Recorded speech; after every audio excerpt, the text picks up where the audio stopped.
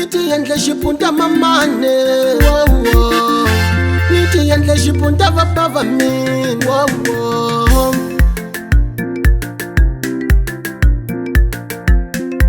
Power studio for beat.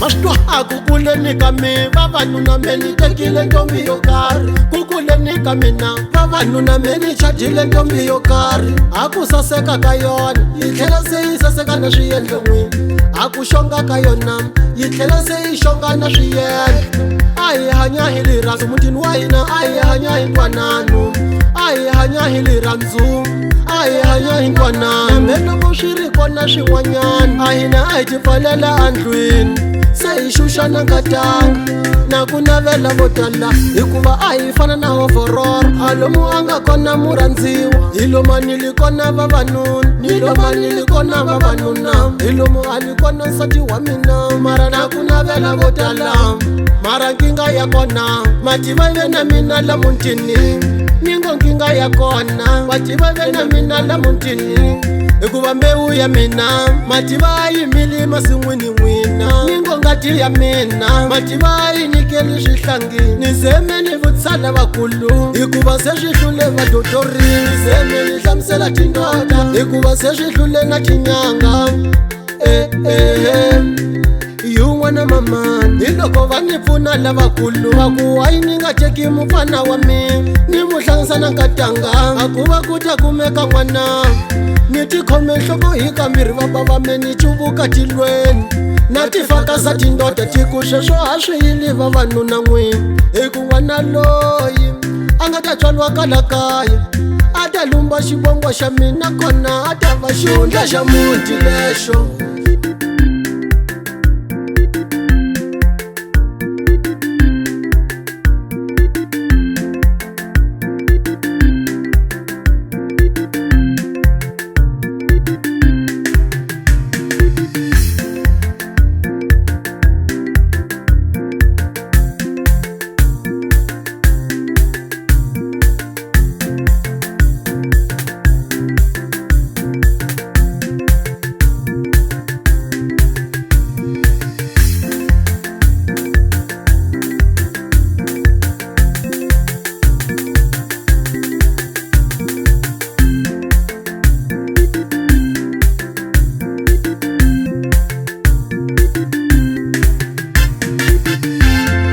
Pfumelile vabava kuva munti se hi munti hi swihlangi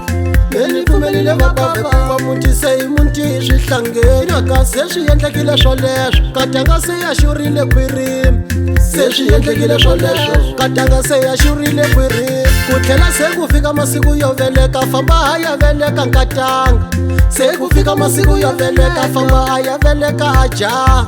a nga n'wana wa wanuna yuwi vavanuna ni tibile xifuva hi ku tsakana ni ku ni ta chula mabizweni a nga vitura rikulu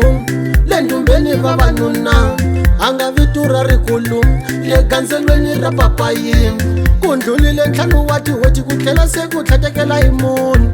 ku ndlulile ntlhanu wa tihoti ku tlhela se ku tlhatekela hi munhu a xin'wana ni se xi khomiwa hi mavabyi na xirila ti nga teki xi tlhela xi nga lavi na ku nyan'wa na xirila ti nga teki xi tlhela xi nga lavi na ku nyan'wa yuwi vavanuna hi loko va ni pfuna lavakulu va ku mavabyi lawa a ma lavi xibedhlele swi lava ya hi famba tinyangeni hi ya kuma nhlulelo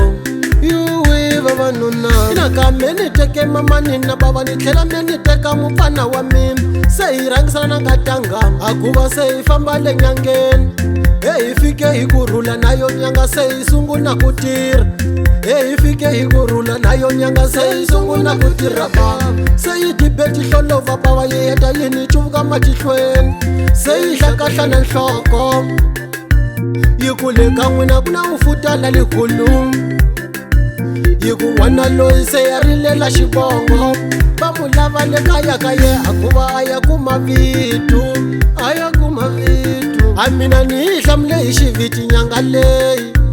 ni ku hi le kwihi nga mu vilelaka kona. Hey n'wana loyi, hi ku n'wana loyi wa mupana wa mina a nga ngati ya la kaya. Hi loko yi ni hlamula a nyanga yi ku swi lava me ni vutisa mamani swa ku mupana wa mina wa ka mani xivongo a mupana wa mina.